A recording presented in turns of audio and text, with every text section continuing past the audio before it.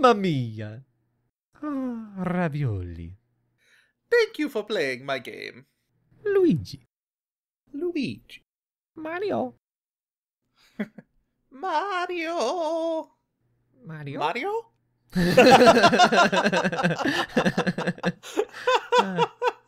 I love that game. Oh, that game was fun.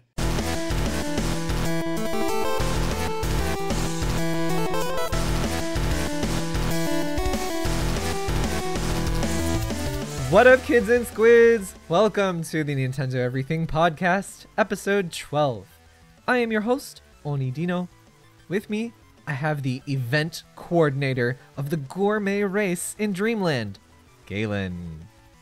Well, thank you for introducing me. Today we're going to be making a lovely maximum tomato. What? I don't know. You said that was the first gourmet thing that. But the gourmet race. Have you not played the gourmet race? I heard gourmet and I started thinking about food and I was just I was happy. I was satisfied. Man, I lobbed that one over to you and you didn't even hit it out of the park. No, it was received. I just ate it. All right, appropriate. So Galen, how are you? How are you doing?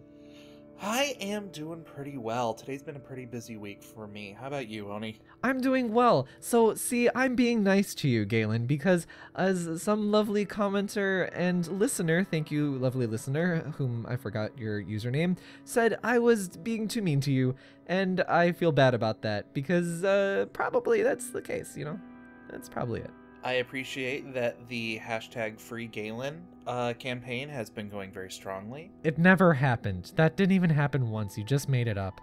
Remember, send all of your complaints on my treatment to @Oni_Dino. Anyway, I'm being nice to you because I need to be nicer to you. Oh, you should not give me this much power. No. So it's not that. It's just as a reminder to our audience, or not even a reminder, as an information. Galen and I have been friends for years and years, and this is seriously just how we talk, and this is how we've always talked to each other, and I just kind of end up being kind of mean to him, and he kind of loves to push my buttons and get me all flustered, so I swear to God, with the mics off, this is how we talk. Basically, pretty much. Yeah, all those grease jokes, all of those bad awkward silences. Yeah, that's like every day for years. I edit out some of the awkward silences for time though.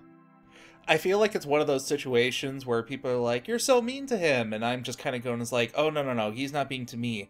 He's trapped in here with me." Do you want to redo that? Allow myself to introduce myself. So it's just how it is, right? This is Galen, he's the nice one who likes to get analytical, and this is Oni, he's the sassy one who plays by his own rules. So we got lots of great news that came out this past week, pretty news-heavy week, which is nice and refreshing, going well into January now. So let's not waste any time here. Just as a quick reminder, this is a weekly show. You can hear us anywhere podcasts can be heard. Each week, the episode goes live on Sundays in the States. iTunes and Spotify listeners get it bright and early on Sunday morning, and then our website and YouTube, it comes out like midday-ish. So we're going to start off by talking about a game that we liked, that we played this week, and then we're going to go right into all the news and our hot takes on that. So Galen, you have been playing a little bit of Red Dead Redemption 2 on the PS4. Why don't you tell me a little bit about that? I have been indeed. Any chance to go ahead and play GTA Cowboys, I'm very happy with. I'm going to say it's been a bit of a therapeutic experience. I have discovered I might have some psychopathic tendencies, which are totally not intentional, but... Accurate, right, yes. Okay, so I gotta tell you this. So I'm playing the game, and while riding down the road, these two bounty hunters come up behind me. And this isn't scripted in any way. This is just a thing that happens. They've caught a bounty, and the game is prompting me the option to, if I want to, I could kill the bounty hunters, take the bounty for myself, and cash in the rewards. I don't feel like it at the time, so I go to do my own thing. But they're riding right along with me, and it eventually triggers their aggro to the point where they start shooting at me.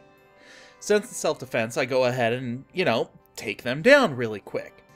Then triggers the weird part of me where I'm sitting here going, well, okay, I feel bad about this. I don't want to just leave this body in the middle of the dirt road. Okay, there's a lake over there. I'm just going to dump the body in the lake and I'll be fine. I'll just go off and do my own thing. So I get off the horse, I pick up the body, I start walking away with it, and all of a sudden this icon shows up in the corner that says, "Witness currently investigating." Oh. I'm like, what is going on? And it's like, witness, murder. And the witness is getting away, and there's going to be a bounty on my head. I'm like, oh crap, I turn around. This guy in a stagecoach was just riding by, saw me carrying this body, and is now hightailing in the opposite direction. So I drop the body, get on my horse, run around, lasso him off of the carriage onto the ground, jump off, and then take my Bowie knife and just stick him like a stuck pig. Like, there's no polite way to say this. I'm sitting here and I'm like, okay, that was bad. I am going to take care of these two bodies, go on with my thing. Warning, you are now under investigation. There's a witness getting away. I'm like, oh, you've got to be kidding me. This is hilarious. So you have like a trail of bodies leading to like every victim. 5 different times. Oh my god. This happened 5 times in a row, and each time it's shoot them, they're crawling away, but they're still prompting that there's a witness getting away thing. So I gotta save bullets. So I go up and I just shank. Shank, shank, shank. So it gets to the point where I'm like, okay, there's nobody around. I'm not touching this body anymore. I just bolt. So I go into the trees, I set up camp, and then as I'm sitting down to the camp, my character pulls out a cigarette just as an idle animation, starts smoking. And I turn the camera and I see his entire front part of him is like covered in all this blood from all the shanking that I just did. I thought you were going to say that the bush caught on fire from his cigarette and then... I wish. That is the only better way the story could have ended. But I'm just sitting there, just completely covered in blood, having a smoke after killing like 7 innocent people and 1 uninnocent person. And just having a moment of, I should really reevaluate some things. That was a genuine thought I had. That was like a mutual and personal diehard because it was wrong place, wrong time for pretty much everybody involved. It just ended poorly for lots of people. So, GTA Cowboys, ladies and gentlemen. Yeah, I've heard lots of people have such wild reactions to that game where some people will say, I hate this game. I can't stand playing it. It's my favorite game I've bought all year. Yeah. Just because of the weird pacing and the very strange journey that the game takes you on, not narratively, but in terms of gameplay. Kudos to Rocksteady because they've definitely developed a game that it actually feels like you can organically go out, just do your own thing, and come up with an adventure that is entertaining and... I think it's really great what they were able to make with that game. Sorry to interrupt you, though. You said Rocksteady. Is it Rocksteady or is it Rockstar? Rockstar. Sorry. Okay. Sorry. I was watching some Ninja Turtles earlier, and yeah. Oh. Bebopping and scotting, aren't you? Yeah. It's totally radical. Cowabunga. Thank you. That's what I was looking for.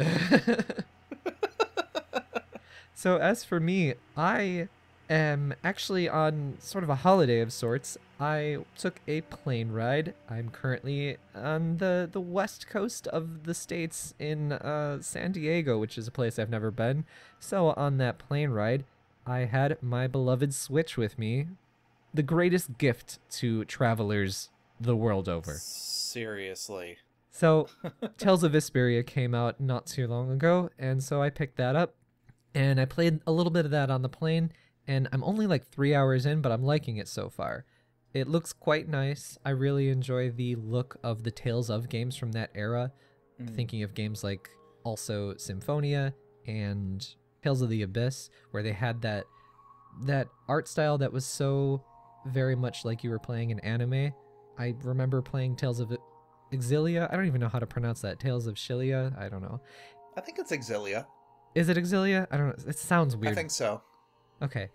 And I like the way that that game looks too, but there's something a little bit more charming about the less detailed character models and, you know, with fewer polygons. Tales games in general, I've always been a big fan of, just because I absolutely love what they've been able to do with the battle system. You feel like it's an actual RPG. There's still an element of strategy to it. Fine-tuning your character in the battle is almost an afterthought, but it still lets you feel engaged while you're actually playing. Yeah, absolutely. There's all this strategy involved in it. There's like fighting game elements, and it's really unique. They change it every time too with each release. So it's like the same, I don't know if I want to say the same, but it's based on the fundamentals. And then it keeps changing between games. Yeah, in that sense, it actually reminds me a lot of how Final Fantasy approaches the different games in their series. So you have the core element of this is a turn-based game, and then you start to add elements like the active battle system and just the different layers and the different takes on that core concept. I mean, I would say so up until like 10, but like 11 and 14 being mobile games, or mobile, oh my gosh, MMOs. So only talking about 12, 13, and 15 here, all of those are major departures from the main series, in my opinion. Yeah, I would agree, actually. After 12, they really kind of broke that approach. It almost went more to like an action RPG format, similar to what you would find in like Kingdom Hearts. Well, not 13 though. 13 was the very divisive turn-based one.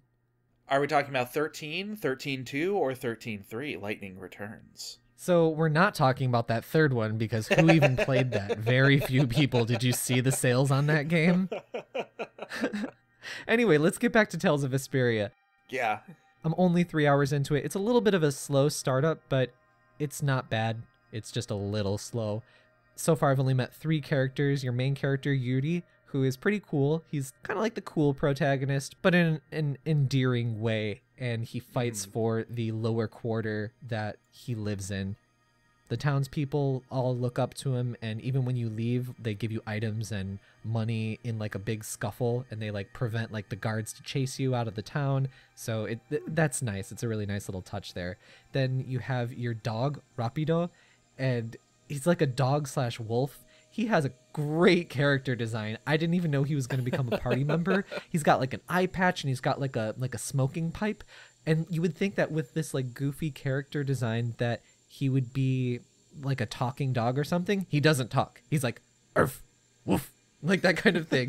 And I love that because they place it in such a good part of the dialogue or something where, you know, Yuri will be talking to himself and he'll be like, I can't believe that this kind of thing happened and I need to try this better. And then Rapido just goes, "Arf." And he's like, yeah, I know that kind of, yeah, you shut up over there, that kind of thing. Like, oh, don't give me the sass or whatever. I can see those kinds of interactions happening with them, so I like that a lot. I absolutely love any game, especially an RPG, that kind of subverts expectations on character design. So, dog with a pipe, that sounds hilarious. Yeah. In terms of subverting expectations, I don't think that this is the game to do it, though. There's a lot of anime tropes in there with slight twists or adjustments done to them. And so far it's enjoyable, but definitely nothing surprising. Even Rapido is not surprising. It's nice and a little refreshing that you don't see it too much. Then the girl so far that I've met, she's like a lady of the castle, and her name is Estelise. And I'm sorry, I'm not sure if I'm actually saying these names correctly or not. I'm sort of anglicizing them because I'm playing the game in Japanese, so I don't know if it's exactly correct. But anyway, her name is something like Estelise, and she's like naive and she's kind. She's not necessarily dumb or anything, just naive to the world. And so she introduces herself, and your main character, Yuri, calls her that. Like 3 scenes later, after he's called her that, he just happens to call her Estelle. And she's like, Estelle. Okay, Estelle. And from there on, her character text box and everything calls her Estelle. And she keeps referring to herself as Estelle. He keeps calling her Estelle. It's like in Archer with Carol/Cheryl. And it is so funny. I can't believe that this is where the game has gone with it. I'm sure it's not going to stay that way, but so far in this very short moment, I'm loving it. And I laughed my head off when I realized that that's what they were doing. That is really funny. Yeah, I yeah. love that. She's just going with it. And he doesn't even know. Yuri is completely oblivious to it. Sounds fun. It is, yeah. So highly recommended to anybody who is thinking about Tales of Vesperia. If you've never played a Tales game before, so far it seems pretty beginner friendly. And of course, with the battle modes, you can change it from easy, normal, and hard. So let's jump right into the news. Let's talk about all this great stuff that came out over this week. All of this news came out on our website, nintendoeverything.com. So we got way more details there if you are intrigued by anything that we're saying here, plus a whole bunch more news that we're not talking about just because there's so much. So we only pick out sort of the biggest stuff and some stuff that we just really want to talk about on the podcast. So do check out our website for more news. So the first thing I want to talk about is SNES games are probably, most likely, surely probably coming to Nintendo Switch Online. In the past week, there's been a lot of rumors and data mines in the app on the Nintendo Switch. In these data mines, there were some references to about 20 Super Nintendo games, all solid hitters and games you'd expect, like Mario Kart, Zelda, Metroid, F-Zero, Star Fox, that kind of stuff. And then in addition to that, 4 emulators were also found. 2 of them of note are the emulators that were apparently used on the NES Classic and the SNES Classic. And then there are 2 more that we don't know what they go to. If they're a SNES emulator or if they're a GameCube emulator or whatever, we don't know. So this is all kind of interesting information. SNES games are probably coming pretty soon. I think that they kind of confirmed this once before, but didn't talk about it a whole lot back when they were talking about the Switch Online system. So maybe they're on the horizon. I hope so, because it feels like a real slow burn with the Switch Online app. What do you think about this? Oh, well, I'm definitely feeling that slow burn on the NES games right now. I definitely feel that a lot of the classic NES ones, like the big name ones, the ones that really kind of jump out at you, they've already like tapped into. I feel like there's still some more for sure, but I do see what you're saying. Yeah. As far as this data mining, I think it's a pretty easy conclusion to come to. It's the next logical step for them to take. We've already seen Super Nintendo games come out on even consoles like the Wii. Bringing it through an emulator on the Switch should not be that big of a problem. Yeah, I don't think that that's part of the thought process from fans too, is it being a problem or anything like that. No, absolutely. One thing that I did find interesting, though, was I actually took a look at the games that had been data mined in reference to, and I actually compared them to the games that were on the Super NES Classic. Almost all of them on the Classic showed up in this list. Interesting. Yeah, so probably they have like the license to do so it makes sense that they would release them. One of the ones that really kind of struck out at me, though, was The Legend of the Mystical Ninja. Was one of the ones that was data mined. That was actually a game that had come out on the Japanese version of the Super Nintendo. Mystical Ninja was always one of the games that I really wanted to play on an actual console.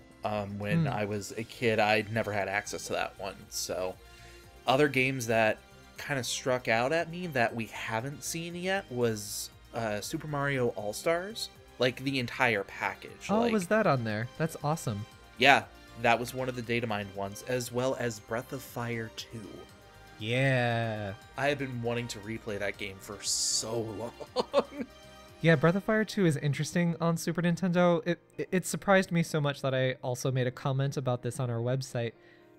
Breath of Fire 2 is such a wonderful but flawed release. There's so much grinding to it, but way more unforgivable than that. Capcom completely botched the translation on that game. It was done by like a whole bunch of like 12-year-old Japanese kids or something. Like, I don't even know how it got so bad. There is a fan retranslation project that came out several years back, and it is fantastic. So if you ever have the means to play that and you are a Breath of Fire fan, wow, oh my gosh, do I recommend that version, because it is chock full of great content and great characterization. I'm really hoping we do get to see Breath of Fire 2 just on the console in general. Even if this is like they're trying to open up pathways to, in the future, somehow link games you can rent through the Nintendo Switch Online. Like, I don't think they would go that route, but I'm just hypothesizing at this point. If this game is somehow made available via Nintendo Switch Online, I will be very happy. Yeah, me too. All in all, I'm pretty glad to hear SNES games coming to the Switch Online. So far, it's it's not confirmed or anything like that. Nintendo hasn't said anything official about it. This is just for the data mines and the rumors that have been coming out. I don't know if they're even called rumors. They're a little bit stronger than rumors. Yeah. Now, what I would really like to see is, and this is going to be, I feel, the next step up to really kind of impress the fans, if you will. I don't know if that's a good term to use, but I would love to see them start making some references and start diving into some of the classic Game Boy Advance games. Yeah, I think a lot of people would love to see that. If I could play my Mega Man Battle Network on the Switch, I am so happy. You and that Mega Man Battle Network, man. I think you've mentioned it almost every episode. I have invested way too much time in high school into that game. So moving on to our next bit of news, the Nintendo of Russia president, who had a freak out live on stream for a Mario Kart stream, he was investigated by Nintendo proper, and Nintendo has made a statement about his conduct. So what originally happened is there was a Mario Kart stream that was kind of going wrong, or they were having technical difficulties or something, and he was berating his employees, which was alarming because it wasn't just being upset. It was something apparently quite bad. I haven't seen the footage myself. I have, so okay. I can definitely attest to that. Okay, great, thank you. Fans have also kind of voiced their unpopular opinion of him because of some business decisions that he's made in the past few years, and there were even allegations of violent behavior, anger in the office, sexual harassment in the office. So after all of these accusations came out and clear footage of his anger, Nintendo looked into this and investigated it. They said that, and they came out with a statement this week where they said he did breach their code of conduct and he does have issues with his temper, as it's been observed. However, the allegations of harassment were not substantiated by the investigation. The president, Yasha Hadaji, has issued an apology, and he has, quote, received a formal warning, whatever that means. Yeah.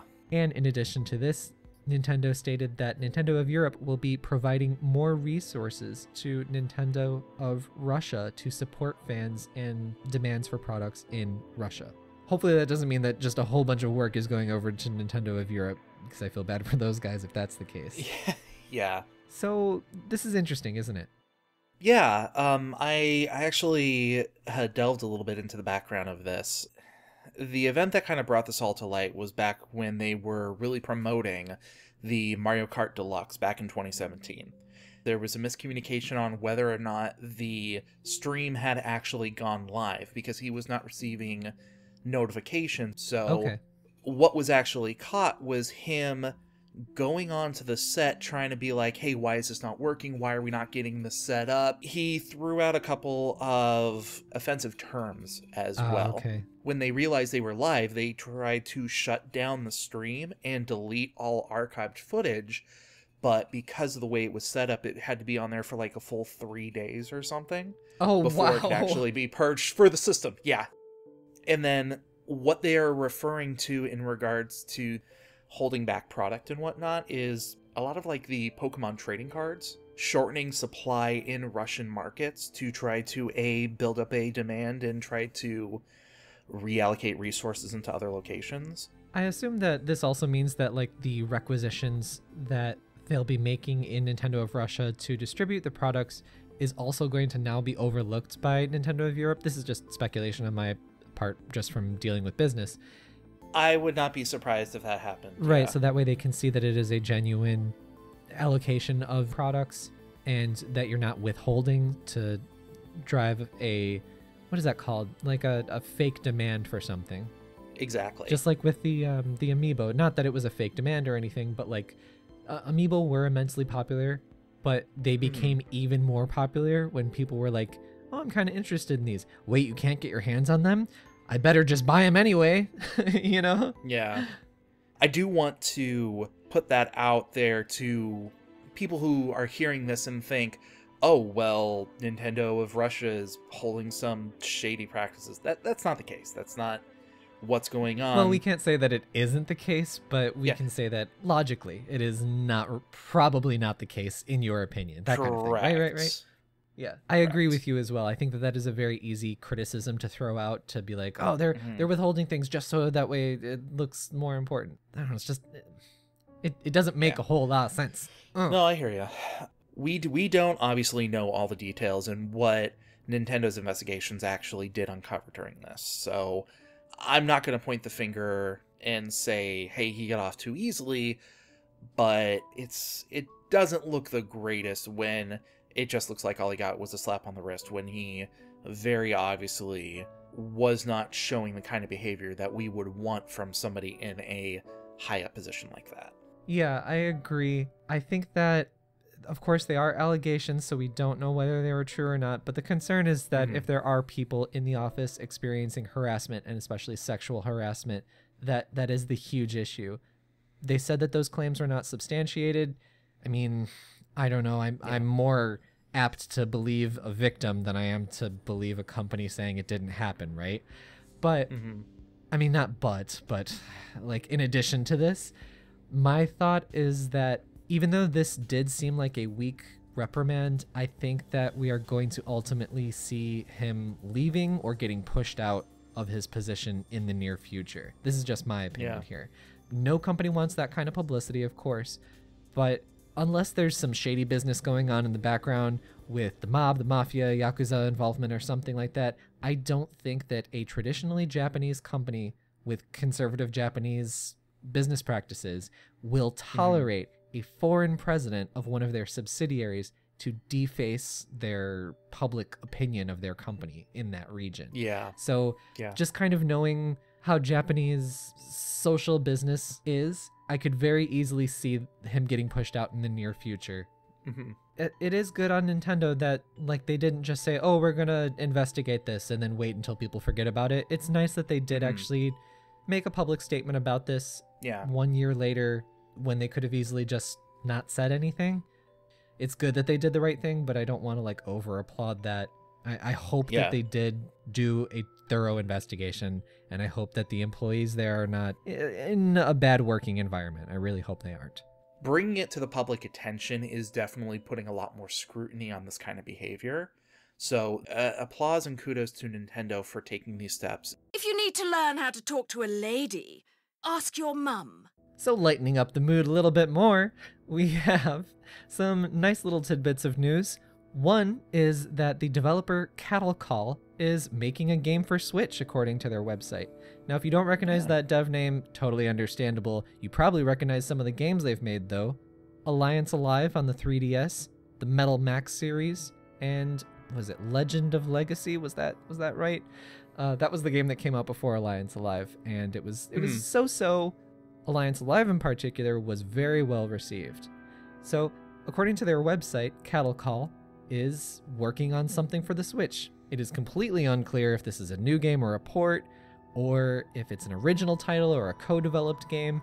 Either way, personally, I am excited, because Alliance Live had all of these great little aspects, such as the Suikoden creator was the scenario writer on Alliance Alive, designers and artists from Final Fantasy and the Saga series worked on Alliance Alive, scriptwriter, if I recall correctly, from Chrono Trigger also worked on it.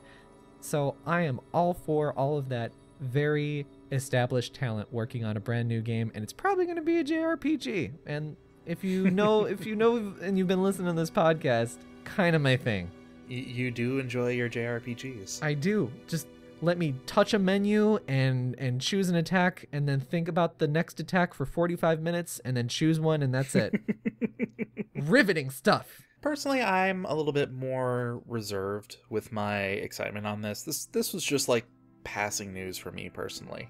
Yeah. This is not big news, really. This is my personal investment, all right? This is a personal problem, and I'm bringing it up on the podcast. Well, the first step, so... Yeah, going through their history on, like, what games they've worked on and they've published in the past. I know that they actually worked on the old Ark the Lad games back on the PlayStation 2, yeah. Wow, they worked on that? Yeah, Ark the Lad, Twilight of the Spirits, and Ark the Lad, End of Darkness. How cool. God, that's a blast from the past. Yeah, tell me about it. Looks like they also worked on Dragon Quest IV for the Nintendo DS as well. Oh, the remake. Nice. Mm-hmm. Yeah, so this is a bunch of people with great JRPG pedigrees. Mm-hmm.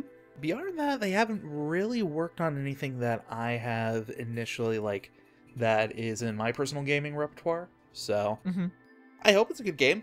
I'm sure you'll definitely be telling me about it when it comes out. Yep. The next bit of news we get about it, believe me, it's going to be on the podcast, so you all can stay listening. But let's move on. Let's not turn a mountain into a molehill on this, right? We have, like, nothing about it. Exactly. So moving on, we got new screenshots and the first Switch footage of Dragon's Dogma, running on the Switch, of course. We uploaded this to our YouTube because it is a live stream originally run by Capcom. So it looks like it's running well, looks like it's beautiful. Check it out. It's on our YouTube. Yeah, I looked up a little bit on this game since we talked about it last podcast. This game is one that I have built up more excitement on, just kind of seeing this additional footage, seeing more on how the game is playing. I missed a lot of it when it was initially launched, which surprises me because it's almost like a 6-year-old game from when it was initially launched. And just knowing you and your game taste, this is totally your style. Exactly. The animation and the art specifically struck out at me because it actually reminded me a lot of Level 5's game for the PS3, White Knight Chronicles. Oh, yeah, you're right. You are right. This one is way more involved in than that game in terms of gameplay, but... Oh, yeah, absolutely. I'm just referring to this as far as the way it's designed and the way the art is. Mm-hmm. It really reminds me a lot of that game. Yeah, great comparison. Thank you. Fun fact on this, the version that is coming out is considered the Dark Ashen, which is the extended version of the game. Dark Arisen, I think. Dark Ashen. Dark Ashen? Yeah. Isn't it Dark Arisen? Wait, what? I believe it's Dark Ashen. Hold on. More live YouTubing, or not YouTubing. All of the Google foo. Live Googling. Oh god, this is bad for an audio podcast. Yeah, Dark Arisen. Are you talking about like the title of the game? So I must have got my stuff confused. I think so. I think you might be confusing it with Ashen, which is it's an imitator of a Souls game. What I was actually referring to was back when they did the remastered version, right before they came out with it for the ports on the PlayStation 4 and the Xbox One and Windows. They came out with like, hey, this is the new version of the game that has all of the critiques that you guys have given us kind of taken into account. Right, like so with fast extra travel. DLC. Yeah, that version was called Dark Ashen, and that's what I was referring to. Was it though? It says Dark Arisen on the title though. I don't know. Like when I looked up, everybody write into us and tell us which one is wrong and which one is right. You guys get to decide, not facts, just our fans. All right. Not facts. No, not facts.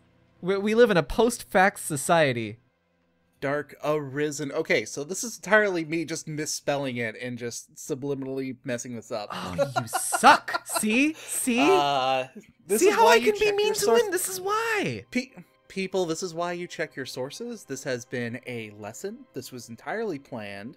This is not a blunder at all. We know what we are doing. We are semi-trained professionals. We're none of those things, dude. We are none. We are none of those Just things. keep talking about video games. Go on.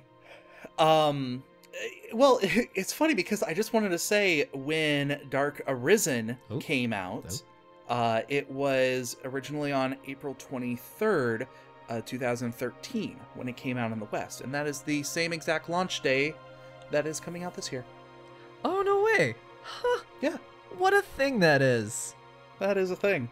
That was also a lot we had to go through for that tidbit. Yeah, so go check out the footage on our YouTube of it. It's looking like it's running really well. You jump on top of monsters and you grab onto them and you stab them and you go flying all over the place with a flying monster, and then you kill it to the ground. It's great. It's great stuff. And Dark Ashen doesn't exist. I was right. Dark Ashen does not exist. So on our website this week, we had some exclusive news. There was an interview performed by the Kyoto, I threw myself off with that. The Kyoto newspaper that they performed with Nintendo of Japan president Furukawa. And Furukawa said lots and lots of stuff again. So we translated this article and we broke it on our website. So feel free to check out our website for the feature there. I actually translated it too, so happy to talk about it. So Furukawa mentions lots of stuff. It's really info-packed in how short of an interview it really is. He says that he more so hints that 20 million Switch units sold is more of a possibility than we thought it would be by the end of March. They apparently had very good end-of-year sales and beginning-of-year sales, and they're analyzing trends to try and generate more sales to reach that goal of 20 million. So we'll see. It might happen, or they might fall just barely short of it. It seems likely, so that's kind of cool. Even if they can get close to that goal, I mean, reaching almost 20 million units is still a remarkable achievement for a new system. Yeah, in just under 2 years, I think it will be, right? Because it released in 2017, so by the end of March, it will be just slightly over 2 years for their launch. Yeah, and in that quote, I really was given a whole lot of hope on the direction that they're going to be taking, because he kind of acknowledged that the quote-unquote newness of the Switch is kind of wearing off, considering it's not the brand new console, it's just kind of a new console at this point. Right. But he said that he really kind of wanted to focus on a steady stream of like games and content to be coming out for the system to make it more appealing for new buyers. And that sounds great to me. Like, I'm really excited to hear that they are talking about how crucial it is to get new games for the Switch. Right. And that's why I think that there's, especially because last year was a bit of a quiet year, I think that is probably indicative that there's a lot of development happening behind the scenes on some games that are going to be coming out this year. I also think that this is a very, very important year for Nintendo and the Switch, because it's going to be a bit of a quieter year for PS4.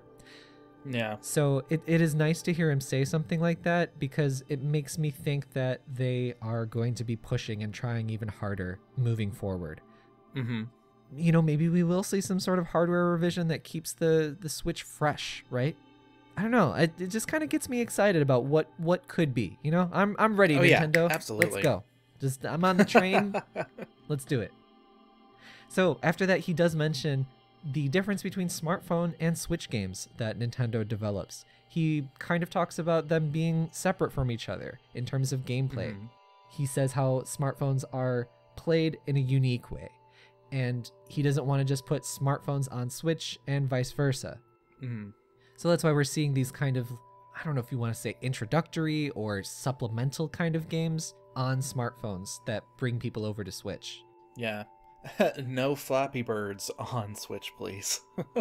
What an amazing reference to something that is so 2019. That is so topical. That's relevant. Galen. That's what the kids play. It was like the most untopical thing. Probably people who are listening to this weren't even born when Flappy Bird was a thing. Get your Pokemon Candy Crush right over here. You know, if Pokemon did a Candy Crush, would it be Rare Candies? Hold on. That was a very creepy old person voice, and we are not going to gloss over it. We're not. So, moving on. He said, almost in an old person voice again. What is going on with you?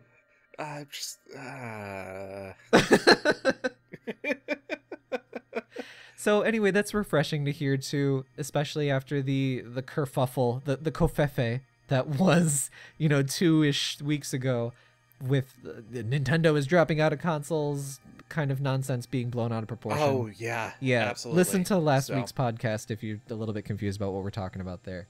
Yeah. So it's nice to hear it's something that makes sense, in my opinion, where, they want to do both, and certain games work in certain places and certain play styles work in certain places. And they know that the Switch is integral for them. They don't want to just be a smartphone company.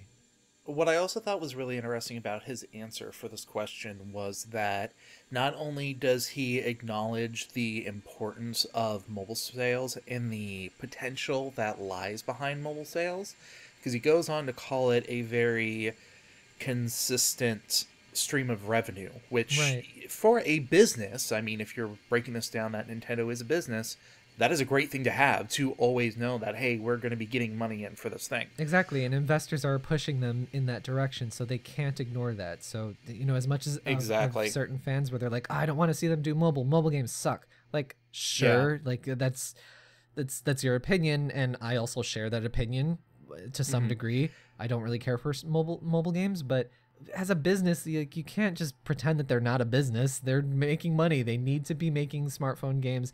In this current era, they need to be making them that generate continuous revenue and steady revenue that helps to fund their other endeavors, right? Same thing with like their theme parks and whatever else they're diversifying to do.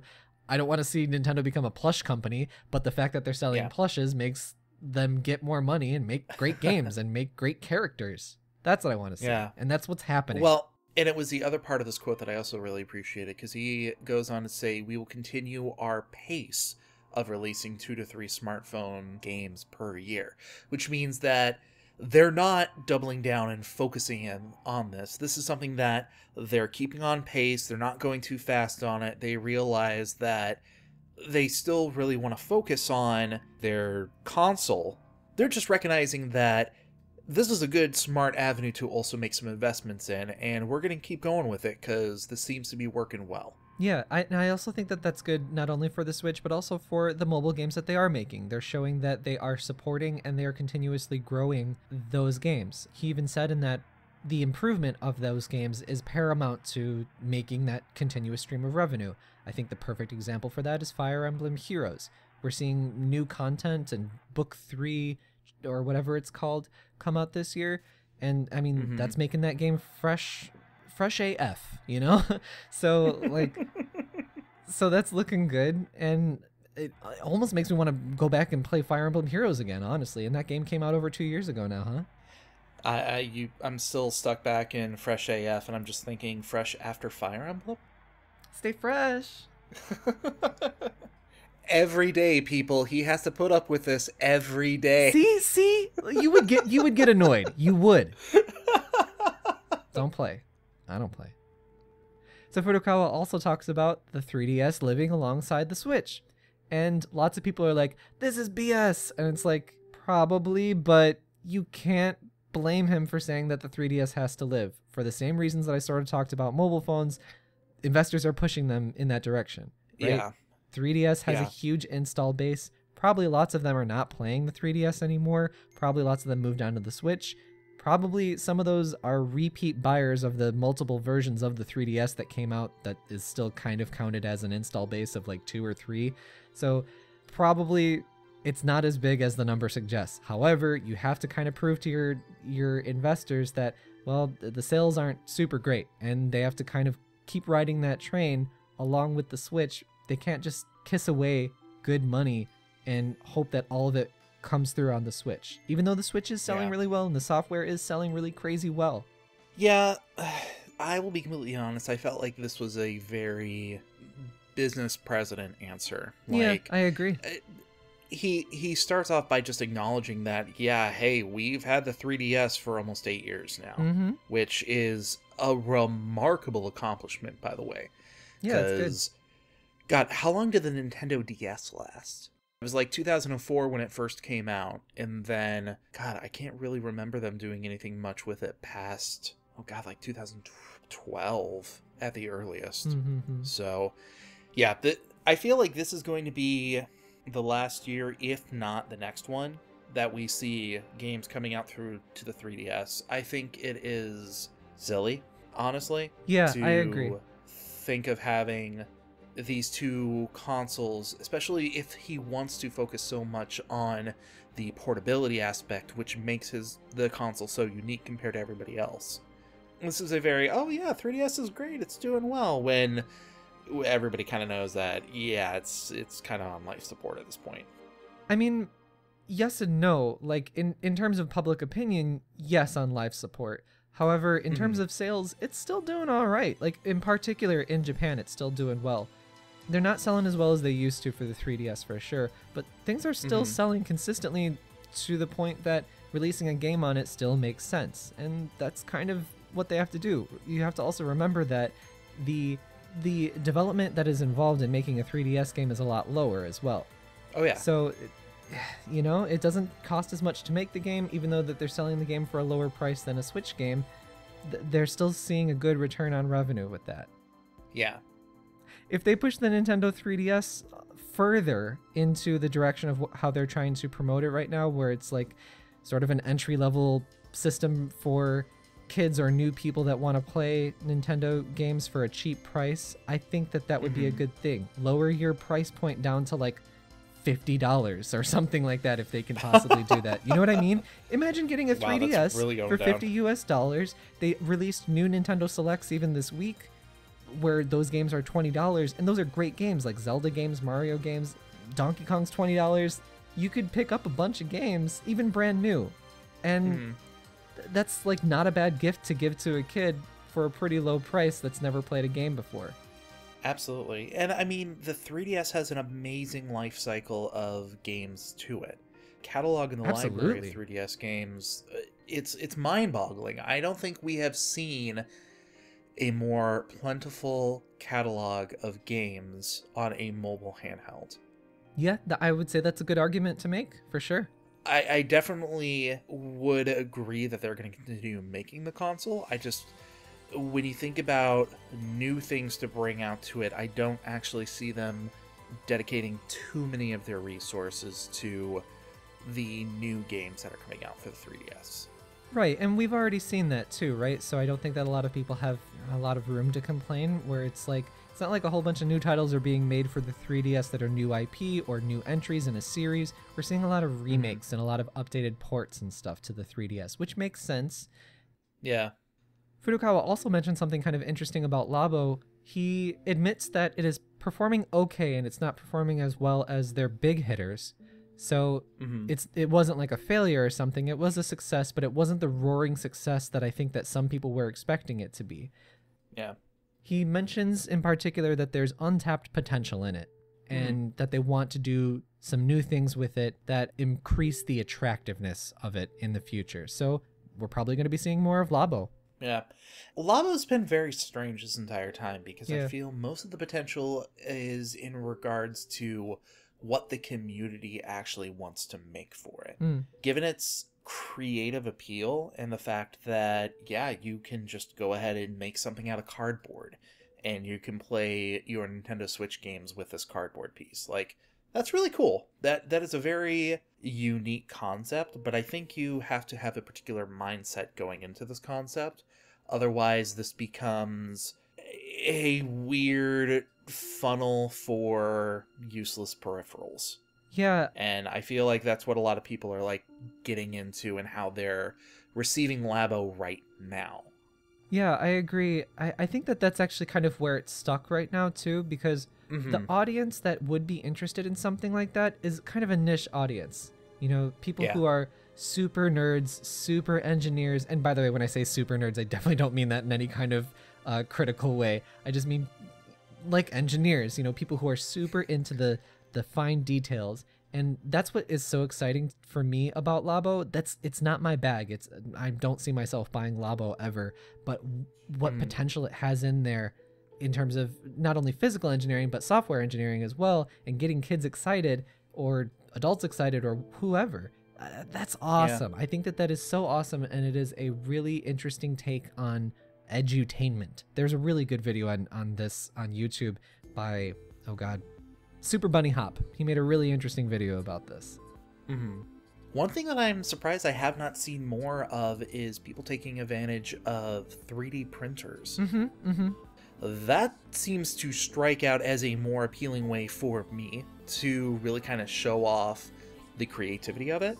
And I feel like that's a very niche statement because 3D printers are still in that area that they are very hard to get a hold of. Yeah. And the ones that you can get a hold of, they're not really of the greatest quality. Plus, there's an entire... I think the cheapest one that you can get at this point is $200, a decent quality that you can do some minor build for. I've actually looked into it at the past. That sounds like you. Yeah, it does. But there's a whole almost lifestyle or hobby element that kind of goes into it that you have to be in that particular mindset for. But if you're in that mindset and you have that idea, there's so much potential to really kind of show off and inspire more people. I would love to see that happen more, and I hope that they keep Labo alive enough to grab the attention of people who can utilize it in that way. And so here's what I think that they need to do with Labo. I think that they definitely need to take a more community-focused approach to it, where they're saying, create your own things and show it to us, and we'll promote it or whatever. They need to do some sort of community effort. The other thing that I think needs to happen is that it needs to come down in price somehow. I don't know how they will do that because I'm not sure how much revenue they're making from Labo. I know a lot of people look at it and they're like, oh, it's cardboard, it's cheap or whatever, but those things are like meticulously engineered and there's a lot of R&D that goes into it that gets factored into your cost of your thing, not just that it's made out of cardboard. I mean, you can look at a Switch cart and be like, oh, it's made out of plastic. That's the same criticism that you're making. Yeah, because you're not only looking at the cost of the materials to actually put together, you're also looking at the cost of paying the engineers and the software developers to make these things. Yeah, so I think that the cost criticism isn't like, that doesn't hold too much water. But in terms of consumer interest, I think it needs to come down in price a little bit more. That, and if possible, I think that it needs to become a bit more of a simplified product. I know a lot of people were making the criticism that it took them way longer than they expected. They enjoyed what they were doing, but they were really surprised that, oh, this is a 3 or 4 hour project kind of thing as opposed to a 1 hour project. Oh, yeah. For some people, that's amazing, and I think that that's good that they should have something like that on the market, but I also think that they need to make sort of entry-level Labo stuff, if that makes sense. I don't know. It's a really, it's a tough nut to crack, but I know that the potential is there. I think that everybody can kind of agree that the potential is there. Yeah. I would love to see them come out with some sort of Labo tutorial class that they sell. And it comes with, 5 or 6 different cardboard sets that you can kind of put together. And it shows you the steps in a very user-friendly way and a user-friendly like GUI interface or object-oriented interface where you can actually develop the stuff, and that will inspire more people to want to, oh, okay, so this is how I do this and make a fishing game. Well, what if I take that and apply it to pedals? That sounds kind of cool, and it shows you the steps on how to make something like that. Yeah. Like, for Labo to succeed, you really need to kind of not just put the tools of the creation process in the hands of the people who are playing it, but you really need to show them how to use the tools so they can unlock that further potential. Yeah. Furukawa also mentions esports in this interview. He makes a very positive statement about esports, which is kind of interesting to hear from Nintendo, because I don't think that we've heard all that much from them, even though they do support esports and they do sponsor events. So he mentions that he's very positive toward esports, and he says that the vigor that everybody has for esports is right in line with how they make games at Nintendo. Just pure love for the game, pure love for competition, that kind of thing. They mentioned that they're sponsoring domestic and overseas events, and he mentioned that they held some events in Kyoto and Tokyo this year that were held by Nintendo themselves, called Nintendo Live. They also made the distinction that the events that they hold themselves are not money-driven events. They're more so events where more fans have more interaction either with each other or with Nintendo. And as a fan, I think that that's that's really nice, and I like that approach, and that's what I want to see from them. But in terms of like actual esports not having a prize pot, I think that is a disadvantage in terms of getting them put on the same level with esports. But if they kind of create their own thing in parallel to that, I think that that's good. They're still sponsoring some events that do have the prize pot and whatever, to my knowledge, so that's fine. But when they do their own events, it seems that that's not the focus. What do you think about this? Yeah. Well, and I think it's really interesting the fact that Nintendo has been more active in supporting the concept of esports than any other company that I have seen. Yes, there are different, like Blizzard, for example, is coming out with the games that they have, and a lot of companies that are arranging these esport events are saying, hey, here's $1 million pot prize. I like that Nintendo is coming at it from an aspect of, we still want to put these events together, we still want to be active in it, and we still want to support this, but it's not about the money, it's about having fun. And I feel like that is a very Nintendo way to approach things. Absolutely. Like, and I really appreciate that, because it makes it a lot more inviting for more casual people to get into that mindset. Not necessarily playing in the esports, although that potential is definitely there, but more of getting actively involved in that community, coming at this from an approach of, hey, we're doing this because everybody wants to have fun, really kind of stifles a lot of the negativity. Yeah, I like their approach. Yeah, me too. And then finally, Furukawa mentions the Chinese market in particular. He says that he wants to challenge themselves. I don't know how to say this in English. He wants... Yeah, it's weird. It's a bit of a weird thing. I'm sure it's a very easy... What is it, Galen? Tell me what's the statement in English. They want to issue a duel to themselves. Okay, shut up. No, saying that they want to challenge themselves in the Chinese market. Yeah. The Chinese market is interesting because of the incredible economic growth that they have had. Suburbs are popping up. The middle class is much bigger compared to how it was 20 years ago. And that's where consoles thrive, is the middle class. So there's interesting and very, very unique business strategies for mainland China. So we're going to see Nintendo possibly try and release more consoles there. They're already kind of doing their thing with NVIDIA, where they're releasing some games on their NVIDIA, what is that called? The Shield, which is a tablet, I think. Yeah.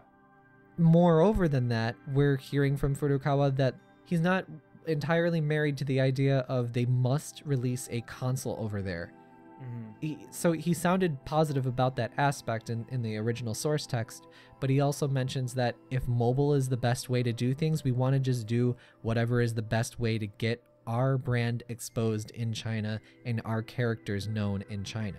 So whatever is the best way for them, that's what they want to do. And I think that flexibility, going back to flexibility and ingenuity, which he talked about in the article we did 2 weeks ago, that is a good approach to have, I think.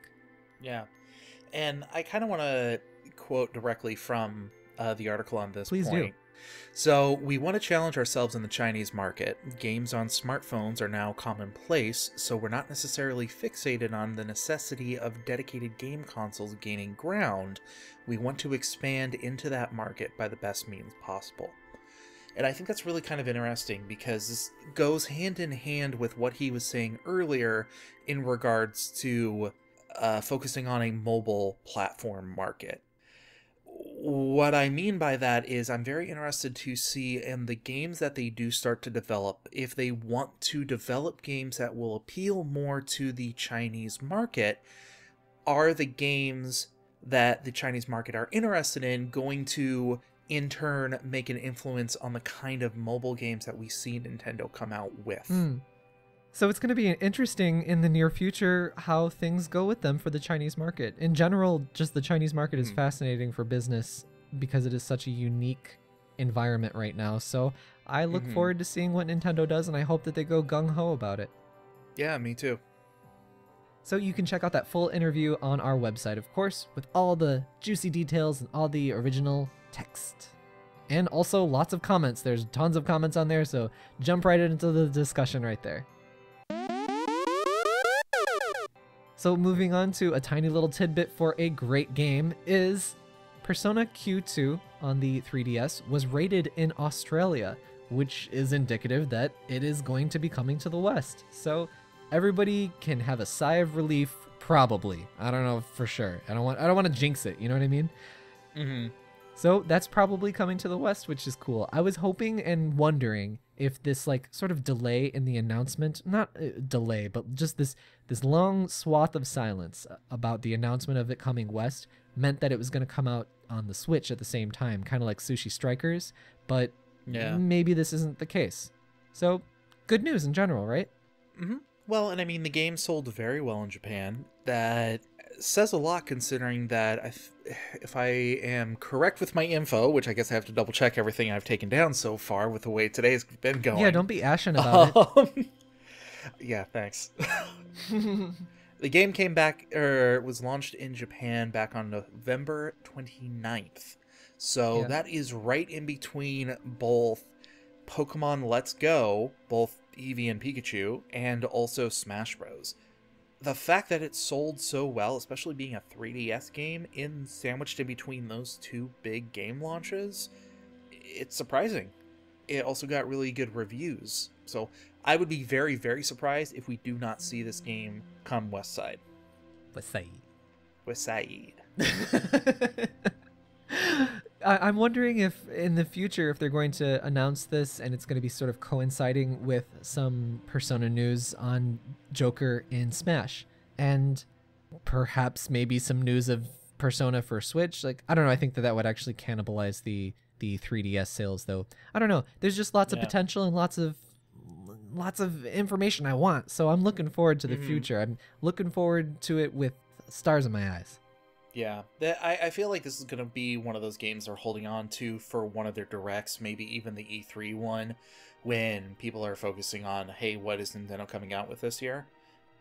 This is going to be one of those games to give you a gentle reminder that, hey, the 3DS is still here. We're still very much coming out with new content for it, even though technically this has already come out.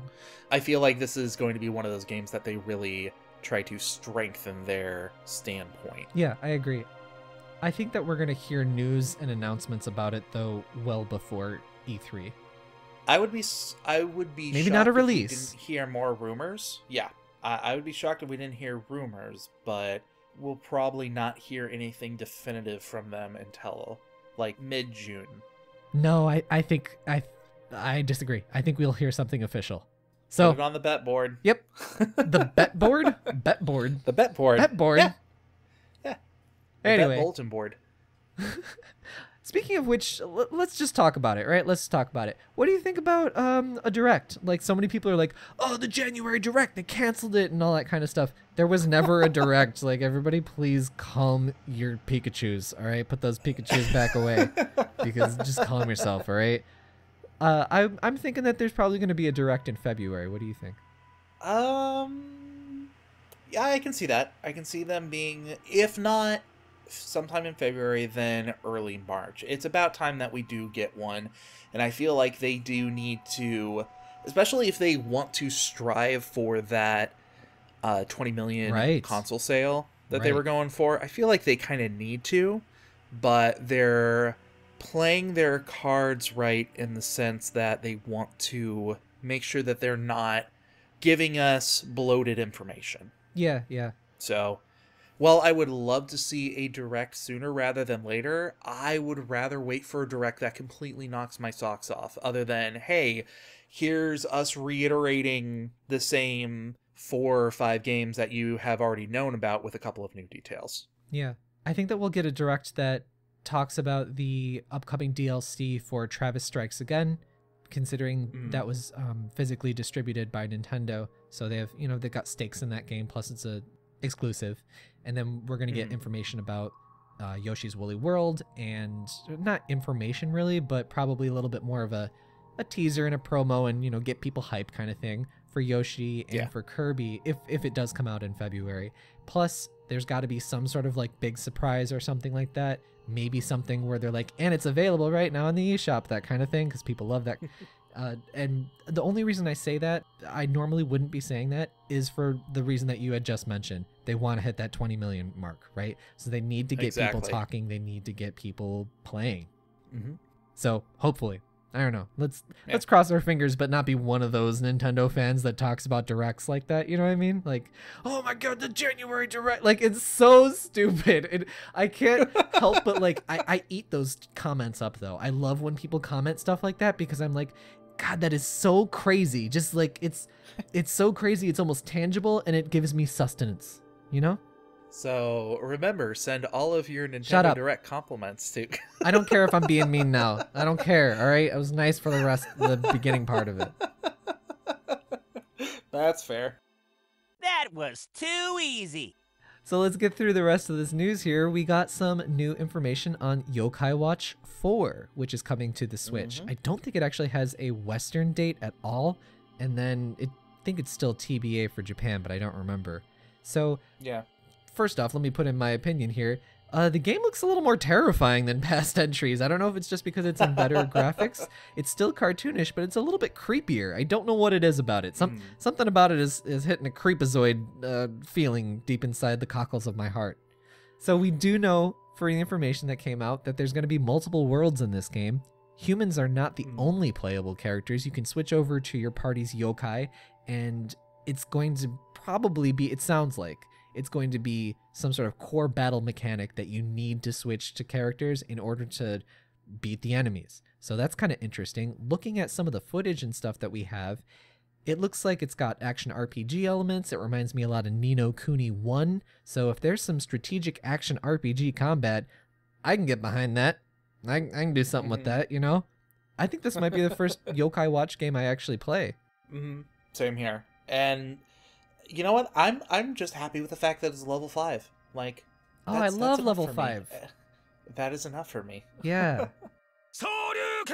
And then the big game that we got lots and lots of news on just the other day is Mortal Kombat 11. Did you check out any of this this coverage that we put all over our website over the past couple of days? There's a lot of it, a lot of info. Oh, there's a lot of info to go through. Yeah. I spent the entire time just trying to come up with jokes that I could use for the characters, so the new characters that they came out with. Really excited for Chronica, or who I've been calling Tilda Swinton from Doctor Strange as the Ancient One. Oh, yes, she does look like that. She totally does. She looks exactly like that. Yeah. Well, when she's in this is weird to say, but in whiteface. Because she has that like genuinely like white colored I don't know, costume or whatever you want to call it in one of those scenes that they showed of her, but then they showed another version of her where she looks more like a human, like a Caucasian woman. So yeah, she does look like Tilda Swinton there. I have always been kind of passive when it comes to Mortal Kombat games, so for me personally, the hype that they are putting on this game, I feel is a little presumptuous. But I will admit there was a lot of info that came out for the game, and I appreciate them giving so much of that info. But it's not presumptuous in my opinion. Like it's, I understand if you're like, I didn't feel it because, you know, I haven't been paying attention to the series or the series just isn't for me or whatever. But I don't think that it's presumptuous considering it's Mortal frickin' Kombat. You know what I mean? That'd be like a non-Mario fan saying that it's presumptuous of all the hype that they're putting behind Mario Odyssey. It's like, it's fine if it's not for you, but it's not presumptuous. Like, that thing's gonna sell. Same thing with Mario Kart. Jesus, I did it again. Mortal Kombat 11. It's gonna be a big seller. Don't you laugh at me. Don't do this. Oh, don't you do this. Can we get a little counter that just goes off every time you mispronounce Mortal Kombat with Mario Kart? Probably. Yeah, we can do that. Go ahead. The reason I call it presumptuous is because it's hard for me as somebody who is not as infatuated with the series to recognize the changes that they are bringing to the table and the innovations that they are making to it. Yeah, I guess so, but I don't know. I still take umbrage with your choice of the word pretension. And I take umbrage with your grammatical choices. So I don't know if I said something wrong. vernacular. A genuine statement there. I don't know if I said something wrong. My language is all over the place, all right? Listen, let's not get so ashen over everything. That sounds gross. Don't say that to me, ever. Always never say that to me. So, About Mortal Kombat. yeah, going back to Mortal Kombat, the big things that stuck out with me is that you can play as Shao Kahn, but he's a pre-order character. Yeah, that is my big boo to this, is pre-order to get Shao Kahn in beta access. Like, knock it off, modern AAA games. AAA games! That's the other thing. And that's part of the reason why I got a very presumptuous feeling from this. Do you know what that word Because- means, dude? You keep using it. Yes, I do. They are presuming that they are going to be an esports smash, and they are doing everything to hype up their AAA pedigree Yeah, to consider themselves that. yeah. I mean, they are having a beta for the game. How do you have a beta for a fighting game that can't be fixed in a patch later? Yeah, A okay, beta so is that's supposed to the be thing they I are testing their super agree with servers. you on. It's not really a beta. They're calling it that because there's a misconception of what a beta actually It's a is. fancy demo. Yeah. Yeah. It's just a fancy demo. It's a Come on, pre-release guys. demo, and it's probably a server stress test or something like that. But like, none of that sounds interesting. Beta sounds interesting because it's like, ooh, you get to play the developers build that no one else is gonna get to play, and you get to you're the real Exactly. fans. Like, so I get it. Also, I also agree with that criticism. However, it is Mortal Kombat. It's gonna be big in esports and whatever. Like, it's facts, man. It's facts. I don't necessarily disagree with you. No, I don't. So this goes back to the original argument that I had so many podcasts ago, where it's a Mortal Kombat game. Right. Of course, there's going to be an esport element to go to it. Yeah. But when that is your biggest selling point on the game, what worries me is what you are doing to innovate the franchise. If you cannot innovate the franchise, what is the point of coming up with a new title other than banking that cheddar off of the resurgency effect? Cheddar? Whoa. Yeah. I was not expecting you to throw that out.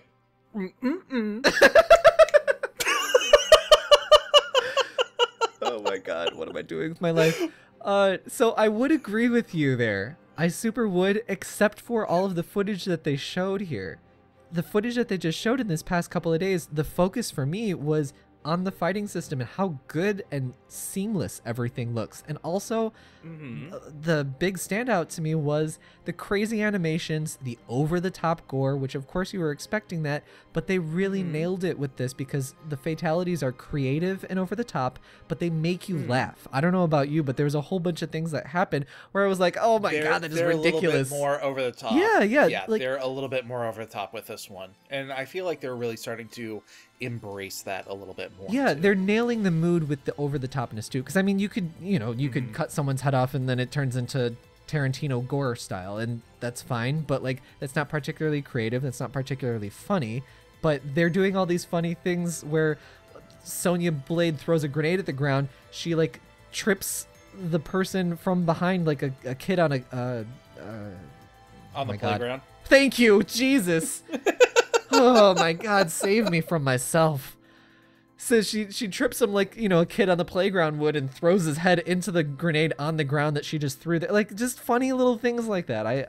It's very creative. And the wrapping the Scorpion's whip and chain kind of thing around to split the guy in half. Wrapping it around vertically. Yeah, Right? Wasn't I it saw cool? that I thought it was so cool. Yeah, it was totally cool. Yeah, it's just, for me, when it comes to a new Mortal Kombat game, I expect it to be like that. I expect it to be over the top, but because they've done that before in the past. they've dropped the ball on that before, right? So like, it's in which case the game has been a disappointment. Yeah, so yeah. But if that's you're, why if it's you're, good to know if that you they have are this nailing level it. of expectation. Okay, hold on. Don't you tell me what to do. If you have this level of expectation and you don't meet that expectation, it doesn't raise the level of expectation for the next game. Because that level of expectation is still there. Because then you're just referring to this as, oh, this is almost as good as Mortal Kombat 9 instead of Mortal Kombat 10. Don't quote me on that. I'm just throwing out numbers at this point. No, I totally know what you're saying. I think the problem here though is that neither of us know what we're talking about in terms of the later Mortal Kombat series, because I know all about 1 through 3 and even a pretty decent amount on 4. However, anything after that, I've played some of them, but I have been out of that series for so long. I don't know if they're adding all these new things that they haven't had in the last 2 games, or if they're kind of doing the same thing. I genuinely don't know that. But I do think you're making a great point and a great argument, and I agree with you. I just don't know if I agree with you on this particular game, because I don't know if that's the situation or not. Does that make sense? Yeah, and I'm totally willing to agree to disagree on this one and see what actually comes out with it. Because right now we're just talking more about like personal levels of preferences towards the game. I have not been impressed with anything that they've shown so far. Oh, that's a shame. I'm totally the opposite. I'm very impressed. Yeah. So, one fun fact about the game, though, is that it comes out on April 23rd, which is the same date as Dragon's Dogma, not Dark Ashen. Yeah, that's what I said about April being Christmas Part 2. So hold on to your butts. Yeah, seriously. There's lots there. So I was super excited about some of the different things in Mortal Kombat that I wanted to talk about. The story, I have no idea really what's going on because, again, I dropped off. The story is crazy. The story is so crazy right now. So I know that Raiden became like Dark Raiden, and he has somehow affected the balance of time and good and evil or something like that. And then that's where that Kronika comes in. I keep wanting to call her Electra or whatever that Overwatch character's name was. Symmetra. I keep wanting to say things like that. Anyway, in comes that girl, and she is notably the first Tilda Swinton. Tilda Swinton. Tilda Swinton is notably the first female boss in Mortal Kombat, which is a great sentence I just said. Yeah. So it's cool to see that. I'm surprised that there hasn't been a female boss in Mortal Kombat yet. It's kind of weird. She's also wants to rewind time because she doesn't like what Raiden did to it. So it's cool to see a boss with understandable motivations. It's got some parallels to the Marvel Cinematic Universe version of Thanos, right? Where he wants everything balanced, right? So that's why he's killing people. So, I mean, it's an interesting enough enemy type. Wasn't Shiva a boss?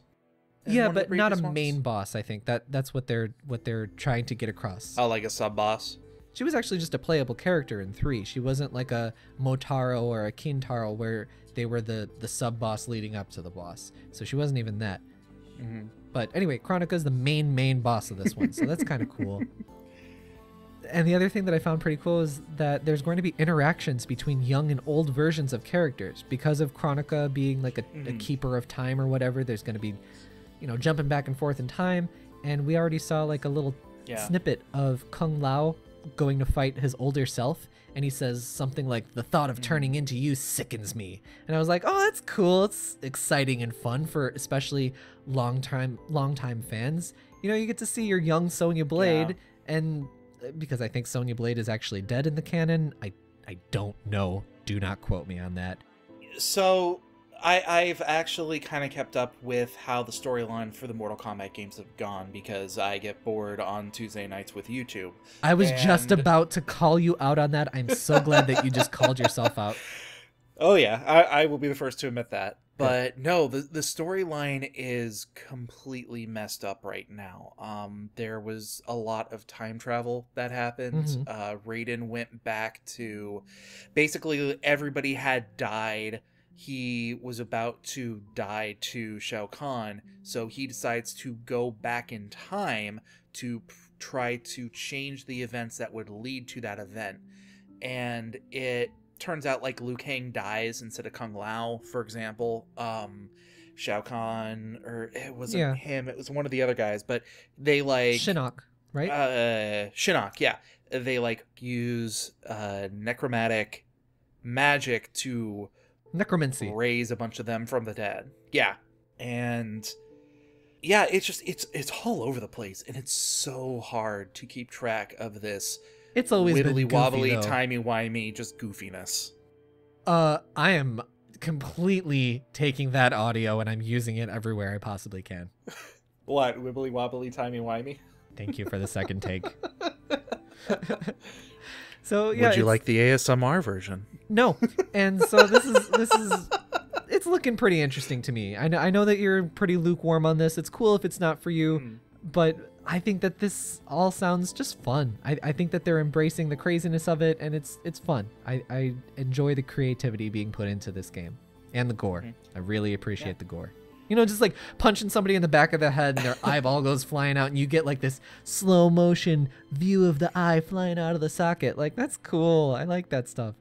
It's so goofy, and it doesn't feel like, even though it's over the top gore and it's really gross, it doesn't feel particularly gruesome, which is kind of a weird distinction to make, because it's funny and because it's so over the top. It doesn't feel like, oh wow, he's like killing a guy or something, you know? April 23rd is on a Tuesday, so I would love to see where the storyline goes. Wait, because it's on a Tuesday? Yeah, because every Tuesday I like just sit and watch YouTube videos. Whoa, that's really, like, I'll be surprised if anybody got that on the first time, because that was minute, that was detailed. So we'll see how the Switch version pairs up. I'm hoping that we get, you know, some footage of the Switch game, and hopefully the visuals are pretty on par. Hopefully it runs at 60, because it's a fast fighting game, right? Those need to run at 60 frames a second. So oh yeah, that's like a necessity. I hope that it's not a disappointment in that regard. That would really be a bummer. So fingers crossed on that. Sliding slinger! So that does it for the news. We've got so much stuff that we had to talk about. There was so much more. So check out Nintendo Everything if you want to hear more news and hear more details on the news that we didn't even get to go to because we were too busy yelling at each other. Even though we do like each other, okay? We don't hate each other at all. Help me. Stop Help me. Stop it. What? Wibbly wobbly timey wimey? We've got additional DLC. Additional DLC is a segment I introduced a couple of weeks back where we recommend you one bit of media, any kind of media, to help diversify your interests. For this week, I am recommending People Make Games on YouTube. It's a YouTube channel run by, I forgot the dude's name. Cool. Great job, me. Forgot the dude's name. So sorry, dude. He used to be a reporter, I think it was, for Eurogamer. I just barely found out his YouTube channel just a couple days ago. It's well established, and he's got a Patreon and everything. He did a really fantastic video on the Queen's Golden Wii, which is a wonderful little tidbit to say right there. And that's been getting real popular on lots of different sites and a lot of other different YouTubers. So that's how I found out about him. Highly recommend you check him out too, because he's got great in-depth reporting on there. People Make Games on YouTube. What do you got, Galen? So I've also got a YouTube channel this week. I have the Nostalgia Critic. I know this dude. Yeah, I have not watched a lot of his stuff, but he's definitely grown on me after the first couple of episodes that I've seen. I really like his approach to it because he takes a very honest critique of a lot of older movies, movies that pop up a lot in popular fiction. Wow. More pop. That was a thing. A lot of movies that are relevant to pop culture and kind of just does his own critique on it, but I really get the feel that these are his personal feelings, not just the popular opinion of what's going around there. What I also really appreciate is that almost at the end of all of his episodes, he also makes a charity shout out just because he can, and he has a platform that people would listen to him on about those things. So kudos for raising awareness for those. Yeah, I like that. Someone using their platform to try and make a little good happen in the world. His videos are a good watch.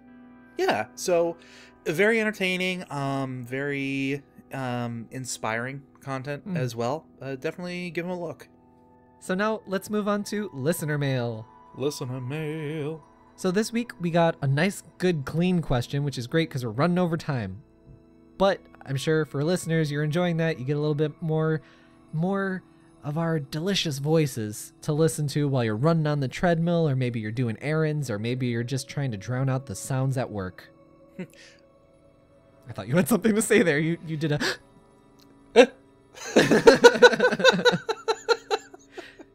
So this week we got a letter from Tyler. Tyler writes, "Hey Galen and Oni, I'm a big fan of your show. I've been listening to the back catalog of episodes and I don't think I've heard this question yet. which Zelda game is your favorite in the series. Thank you, Tyler. Thanks, Tyler. Do you want to go first on this one, Galen? I feel like mine's gonna be kind of boring. Honestly, my personal favorite at this point is Breath of the Wild, because that is the most time that I've put into a Zelda game. Yeah, for me, like, I kind of want to say Breath of the Wild, but my issue is that it's so fresh that I don't know if that's my genuine long-term feeling on that. I haven't like replayed the game or anything, so I'm gonna hold off on saying Breath of the Wild, but it is such a good game, right? So Oh yeah. My toss-up though is between Wind Waker and Ocarina of Time. For a long time it's been Ocarina of Time. Wind Waker is kind of picking up above that. Nah, never mind, it's Ocarina of Time. It's totally Ocarina of Time. Like, now that I'm talking it out loud, I can't turn my back on that, babe. Yeah. My second favorite would definitely be Wind Waker on that, because I just, honestly, the cell shading really did kind of appeal to me, and it was very different, and it's what initially got me interested into trying a quote-unquote modern Zelda game. That being said, Breath of the Wild is just... Breath of the Wild is much more accustomed to my current playstyle right now. That's my current favorite. Good question, Tyler. Yeah, thank you, Tyler. And I totally frickin' forgot, because I forget every single time. If you have an email and you want to send it to us just like Tyler did, we need your emails. We want to hear them. Send us an email at nintendoeverythingpod@gmail.com. Back me up, Galen. That is nintendoeverythingpod@gmail.com. I personally love reading all the comments that you guys leave on our YouTube channel, as well as the ones that you send to us. Yeah. Send us your comments, send us your critiques, don't sell us anything, because I personally am very poor. They keep me do you in see the basement. and hear Galen? He's on fire right now, and he's just burning and digging a hole while he's on fire. By the way, I am a little bit disappointed in our listeners that none of them sent me photos of their magic harps last week, as I personally requested. I would like to see photos of your magic harps, please. So on Nintendo Everything, we just recently published a wonderful article with Furukawa that we talked about. So check that out. That's an exclusive content on Nintendo Everything. We also translated an interview with Sakurai, where he talks about what he's been doing lately, and Smash Bros, how he's been playing it, some regrets that he has on past games that he has developed. So that's an interesting read. We also translated that on our website. And then just released is the Big Fat Phantasy Star interview that I was telling you guys about. So please do check that out. I poured my heart and soul into it. All of our translators pour their hearts and souls into all of the work that they do. So please do check out all of the great exclusive content that we create just for you guys, just for the dedicated fans. You can check that out at nintendoeverything.com. That's the main website. We also have a Twitter and YouTube. Twitter is at nineverything. The YouTube is youtube.com/nineverything. Then, if you want to show me your Magikarp, you can tweet me at Oni_Dino. And how about you, Galen? You can definitely find me at my Twitter at Mobius087. And remember, every time you send me a message, use the hashtag FreeGalen. Don't do that, but you know what you should do is give us ratings and share the podcast with people you think might like it. Leave us comments on YouTubes and likes and all that junk. That's how we stay in business, folks. Without you guys, we don't exist. So thank you very much for your support. And for everything Nintendo, stay tuned to Nintendo Everything. Bye-bye. Later, everyone.